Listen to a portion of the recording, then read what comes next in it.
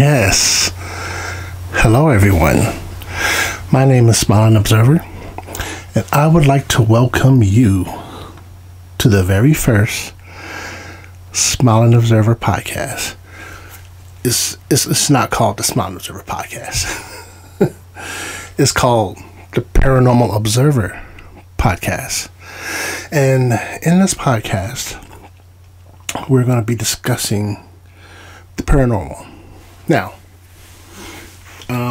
concerning the paranormal, I am, just like my name says, I'm an observer. I don't want to go out and experience it. I observe other people's experiences because I've had some experiences of my own, and if those experiences have taught me anything, it's that I don't want to experience anything serious. I don't. Any more serious than I've already experienced. I met a man a couple of weeks ago. Actually, it was during Halloween time. And I don't know how we got on the subject. But we were talking about the paranormal. And we were talking about ghosts and whatnot. And he said, well, you know what you got to do, right? You got to go and confront it. And I was like, no, I don't. And he's like, yeah, you got to confront it. That's what my pastor told me. If something like that is happening to you and you're afraid of it, you've got to confront that fear. And I'm like, yeah, I'm not going to a haunted house. I'm not doing that. I'm just not doing that. I may be convinced to change my mind. Since he put it in my head, I have thought about it. Maybe I should. But we'll see how this podcast goes. We'll see how it goes. And if it works out that way, then maybe I will go. Not by myself. Not overnight. I've seen the stories. I've seen the videos. I've seen people's experiences. I don't want to experience that for real. I don't. But before we go any further, I want to define the paranormal. So, the paranormal is defined as denoting events or phenomena such as telekinesis or clairvoyance that are beyond the scope of normal scientific understanding. So, whatever science is, and if I understand science at all, and I'm not saying that I do, science attempts to explain what things are, and how they work, so we have an understanding of it. That being said, I don't understand how an air conditioner works, but I can go and find out because there are HVAC companies. There are people that manufacture air conditioners, and I can find out exactly how it works, how each component works to make this thing produce cool air. All right. But when science can't explain it, it goes above the head of scientists. That's when it begins to fall into the realm of the paranormal. All right. People being able to move things with their mind, that's telekinesis. That goes above what science can explain. So it's classed under paranormal. Wikipedia says paranormal events or purported phenomena described in popular culture. Now, the reason why I moved so quickly, and I know I kind of jumped, is because this podcast is going to primarily be focused on paranormal events and how it affects and its place in our culture. Not just American culture, but I mean human culture, because paranormal, it pervades everything and has so for a very long time.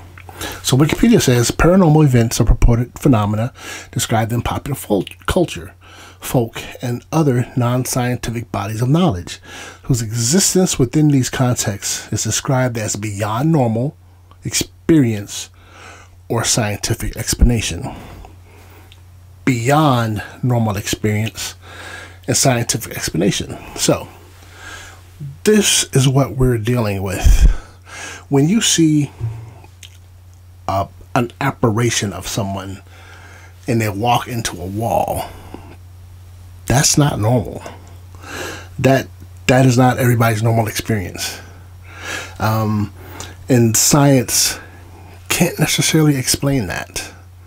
How can an image, how can someone, a full-bodied, solid person, walk through a wall? Can't explain it. But if you can, please let me know. I'd like to know.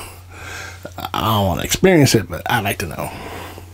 So, we're going to be dealing with these things and such the like. And we're going to be talking about them. We want to look at them objectively. We don't want to... I'm not trying to convince you of anything. I'm just showing you, hey, this is what one person experienced. This is what the other person experienced. And this particular thing is native to this particular distinct culture. All right? So we'll go from there. So now, I believe that paranormal activity, as it were, the movie notwithstanding, I believe paranormal phenomena is a human condition. It doesn't matter what language you speak. It doesn't matter what area of the world you're from. Everybody has a ghost story. Everybody has an unexplained story. And let me insert this disclaimer right here, right now. I understand mental illness. Please don't beat me down with comments about mental illness. I understand mental illness. I have mentally ill people in my family. And I'm not trying to ostracize people with mental illness. I understand it's a real thing, and we as humans need to get better at dealing with it. We do. But that aside, I understand that the mind can tell you things. I understand the mind can do things that you don't want it to do. But at the same time, people have been having these experiences, and they've been having these experiences for years.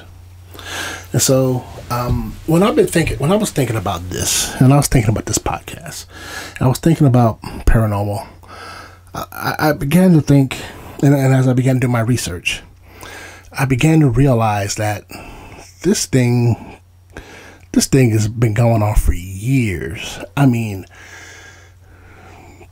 in the early days of the United States. I mean, past the early days of the United States. And I got something from you here. Many of you might not like it, but it is what it is. Matthew chapter 14, verses 22 to 27. And straightway Jesus constrained his disciples to get into a ship, and to go before him unto the other side, while he sent the multitudes away. And when he had sent the multitudes away, he went up into a mountain apart to pray. And when the evening was come, he was there alone. But the ship was now in the midst of the sea, tossed with the waves, for the wind was contrary. And in the fourth watch of the night, Jesus went unto them, walking on the sea. And here's what I want to bring your attention to. And when the disciples saw him walking on the sea, they were troubled, saying, "This is a spirit." And they cried out for fear. Now, this verse of scripture was written many hundreds of years ago. And these men saw Jesus walking towards them on the water. And they assumed it was a spirit come in to do some evil thing to them, I suppose. And they were troubled. And their response was, it's a spirit. They all saw it. And they all collectively freaked out. I'm remembering Shakespeare. I wish I had the quote. I'm remembering it now. I should have Googled it for you before I started this podcast. But it was Shakespeare in Julius Caesar. Julius Caesar saw these different omens. These were things that were weird. These were things that scared him. These were things that were disconcerting. He saw them. He experienced them. And they were foreshadowing, of course, his death on the floor of the Senate by a couple of extremists, one of which being his friend Brutus. And I remember our teacher telling us about these omens, and that these omens was foreshadowing. They were foreshadowing some terrible event. Beware the Ides of March. Even then, in Shakespeare's writing, he's hinting at this spiritual connection that we have to the world. And this thing, for all intents and purposes, was an example of how people believed in the paranormal even during Shakespeare's day.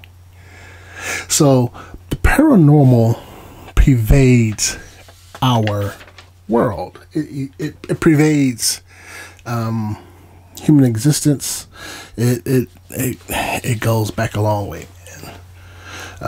And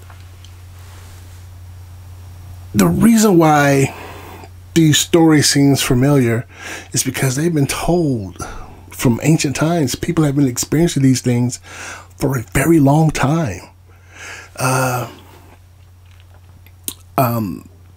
like to think about well, there are so many cultures that around the world that have their own different thing. I was speaking to an associate of mine at work, and she's from the Philippines, and her husband is Hawaiian. I asked her, do you guys have any basically ghost stories? I'm looking for something having to do with Polynesian paranormal activity. And she was telling me about, oh my goodness, I'm drawing a blank. It has something to do with a certain place where, oh my goodness, I'm drawing a blank. And I didn't write it down. I'm so sorry, guys. I apologize. I can't remember her story. Not exactly the way that she said it. But, for instance, in South Carolina, okay, I was born and raised in South Carolina. This is one that I know. It is said that whenever South Carolina is going to have a particularly nasty hurricane, the gray ghost is seen. The gray ghost. Who's the gray ghost? People have been seen. People walking the beaches of Myrtle Beach. They've noticed this man, and he's described as being a older man with a kind of a light or a heavy coat. Oh, a light coat, heavy shirt, and a hat. And everyone who's seen him can't get a full picture of him. They've always caught him as he's like passing by, and then they turn and there's nothing there. And seemingly, as it's been reported to me and to others, every time the gray ghost is seen, South Carolina gets a very, very bad hurricane. And the reason why I know about this is because almost 30 years ago, South Carolina was hit by a hurricane called Hugo. And Hugo wrecked our world. In the 19 years that I lived there, we've had a number of storms, but Hurricane Hugo was the one that just, it destroyed so much, caused the state so much damage, to the point that we were out of school for quite a while. I thought we were going to have to make those days up, but for whatever reason, I don't think we made those days up. But when we were able to start school, I think we just started school a little bit later. And the government had to subsidize people so that people could eat and provide for themselves. The power was out for a terrible amount of time, but all of this was basically due to someone seeing this ghost. Supposedly. I'm not saying it's true. I'm just saying this is the legend. This is the story.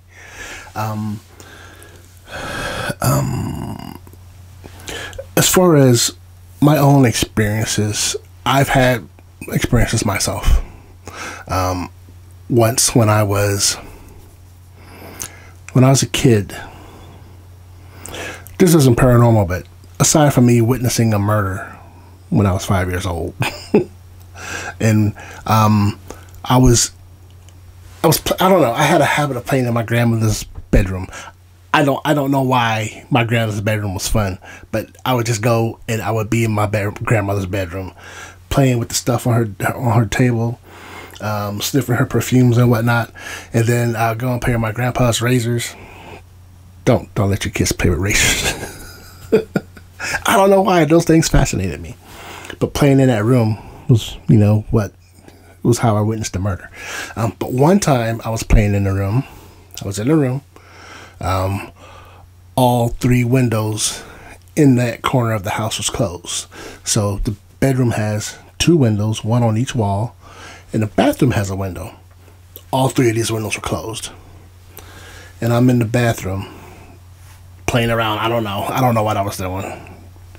And then all of a sudden I heard laughter.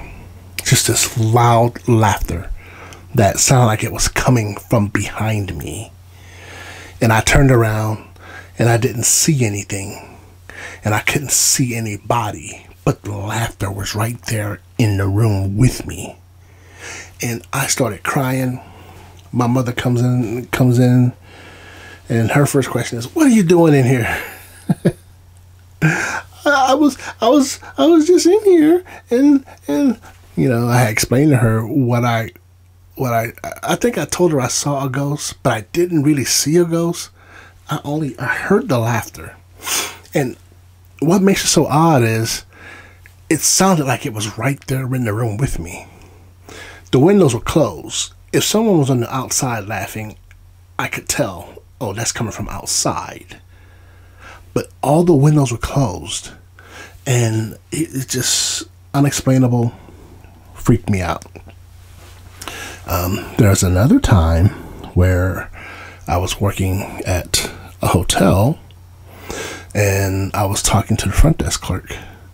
And I worked at the hotel, so my gym was across the other side of the plaza. So I stopped back by the hotel for some reason. I don't know why. And I was talking to the front desk clerk, but I kept hearing the noise of activity in the kitchen. And I looked at the time and I realized that the ladies that run the kitchen, if they were in the kitchen, they're going to be in trouble because they have to be back at work at 4 a.m. So why would they be in the kitchen now? So after talking for a while, I looked at the front desk clerk and I said, "Hey, y'all hear that?" She was like, "What?" I'm like, "Is somebody in the kitchen?" And then she was like, "I don't know." And so we kept talking. And then it finally got the best of me, and I stopped. And I said, "I'll be right back." And I went in the kitchen, and I stopped and I looked. The door was closed. The kitchen lights were off. But I still hear this noise of activity, of people talking and the washing of dishes and whatnot. And so I walked over to the door, and I'm standing in front of the door, and I still hear this noise. I opened the door, reached in and turned on the lights. The kitchen is empty. And I look inside the inner kitchen. The kitchen is clean. All the lights are off. The counter is dry. There is no activity. So I'm like, huh. And at that point, the noise stopped. So I walked out the door. I closed it. And I walked back to the front desk. And I said, "Y'all know what just happened?" And before I could even finish, the front desk girl was like, "Stop. Don't tell me. I don't want to know, because I want to go home and I want to go to bed and be able to sleep." She was like, "Don't tell me. I don't want to know." And I was like, okay. But man, that was weird. So I know that I have experienced these things. And I know that some of you out there have experienced things too. It happens. It happens. So, if you've experienced something, what I want you to do is, I want you to email me your story, and I'll read it. I'll read it for everybody. If you don't want your name mentioned, don't say my name, or put in a pseudonym, something else, but I'll read your story. But I know what I've experienced. So I said all that to say this. Paranormal activity is real, in my opinion. If you don't believe it, fine. I'm not trying to convince you, but I know what I've experienced. So I'm here, and I am on, come on, I am on Spoon. So if you don't know what Spoon is, it's a little app where you can broadcast your very own little podcast, your little radio broadcasting. And I'm holding up for the camera so that everybody can see. Some of my spoonies are already listening. Waffle69 joined. Thank you, Waffle. Victor Velez. For however long you guys are on. I'm having to get off here soon. Did you have Hershey's words, bro? Yes, I'm looking at chat, dude. I'm sorry. It's just, I got a camera here too, and I'm talking to the camera.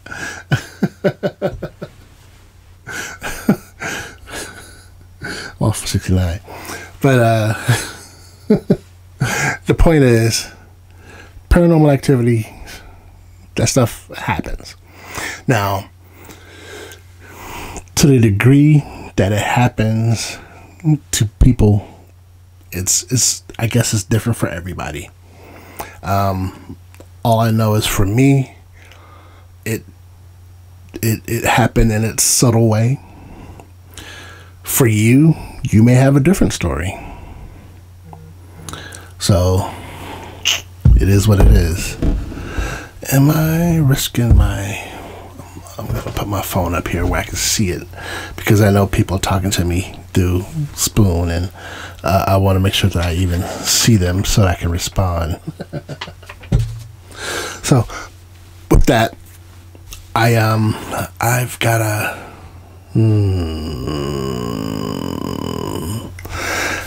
to bring this thing to a close. So what I'm going to do is I'm going to read one story. And this story is a Skinwalker story. Skinwalkers and the story of the Navajo medicine men hunting them, by Late Cap 3. And he posted this to our skinwalkers on Reddit. Y'all know Reddit is my place. That is my place. If there is a place that you could live, Reddit would be. If there's a place on the internet that you could live in, I would be living in Reddit. So I'm going to read this real quick. Thank you, baby Deku.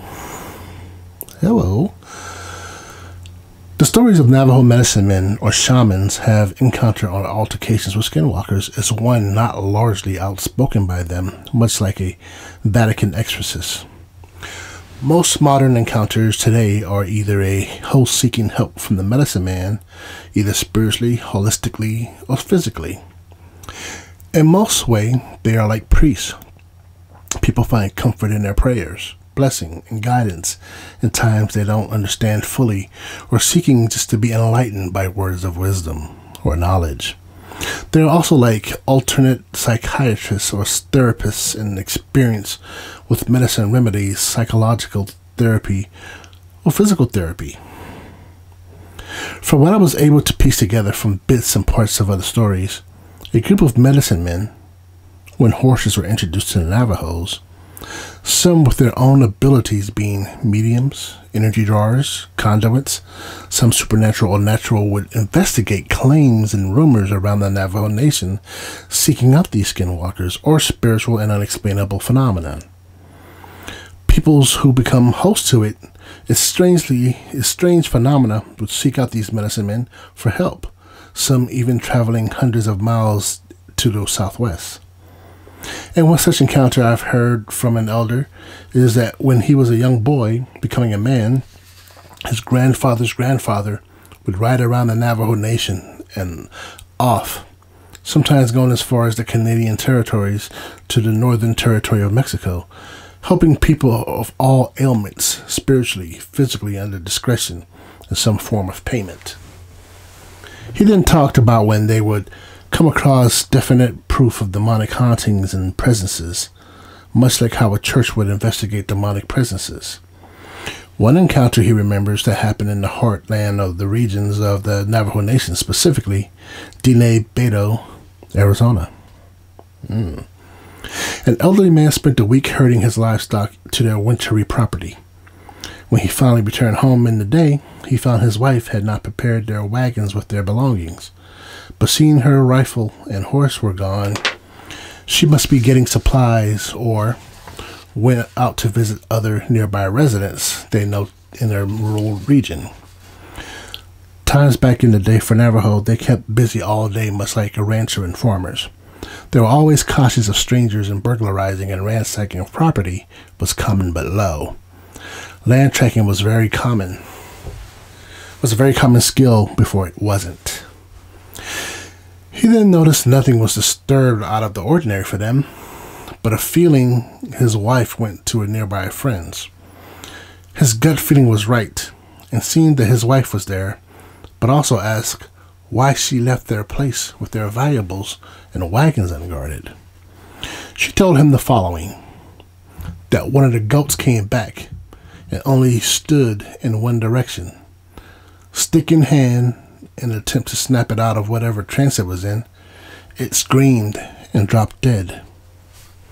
She thought it could be ailments or termites in its horns eating away at his brain.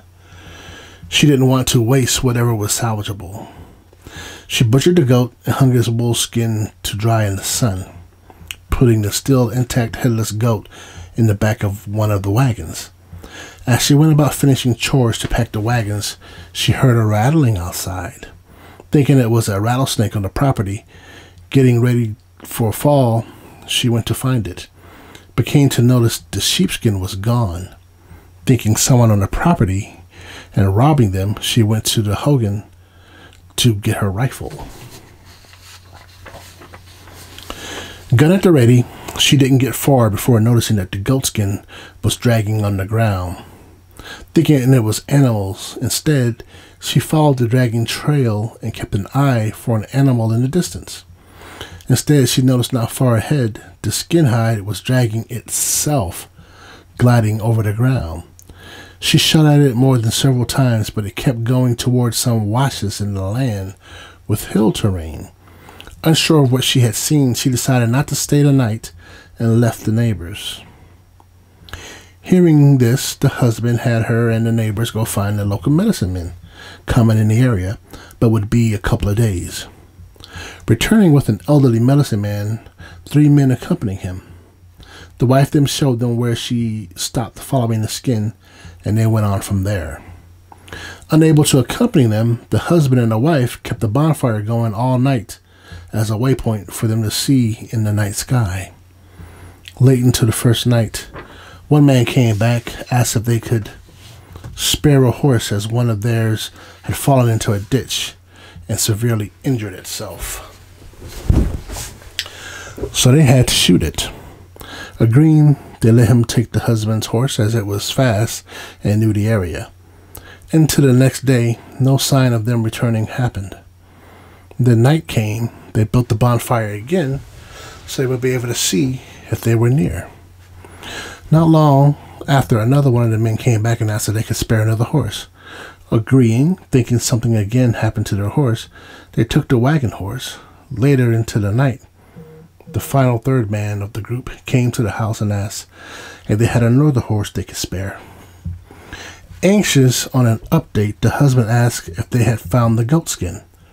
Not saying anything else, the third man asked again if they had another horse to spare. The husband agreed meanly, only that if he can check on the other horses. The third man agreed, and they rode into the night, coming upon a ridge in the night, lightened up by the full moon. The third man rode to the sound of a sweat lodge ceremony the medicine men and 2 other men were doing. Coming upon the sweat lodge, he respected the strict custom around medicine men in the middle of ceremonies. He stayed silent. It is custom among native Navajo culture to be silent during a ceremony and not to break the concentration of the medicine man, and strict lesson never to question what they do. The third man told husband not to look into the open sweat lodge doorway. He had to keep the glowing dim lava rocks hot and not to look back to the sweat lodge direction until they were done. While he sat there with the low fire dim and keeping the rocks hot, listening to the chanting, he seen a blurry white mass out of the distance below. No ambient light came from it, only a white mass like someone wearing all white in the moonlight. Being atop the cliff looking down below to barren flat desert and washes, he seen it darting left and right, going into washes and coming out, going hundreds of feet in no pattern. Faster than a horse can run away, faster than someone who can even run fast. Twilight was coming, and the white mass disappeared into a wash to his right and never came back out. He observed everywhere below to see where it was, and still listening to the song the medicine man had and his assistants were singing. He could hear the heavy footsteps of his wife's horse, and he did what he was told and didn't turn around once to check on the horse. But then the heavy horse steps got closer to him in a rhythm of 2, like someone walking, and he was on high alert to turn around. That he felt a hand clutch on his shoulder. He screamed and cried out in agony, yelling, and was ready to fight whatever it was in the night. But it was the old medicine man. The husband was frightened by feeling such a strong, heavy presence. The old man asked what he was doing far out away from his home. Confused, he said he came along with one of the old man's assistants to check on the horses. But instead he made him a fire watcher. The old man with concern said they had seen the skin and they were chasing it into washes to trap it in the high sand walls.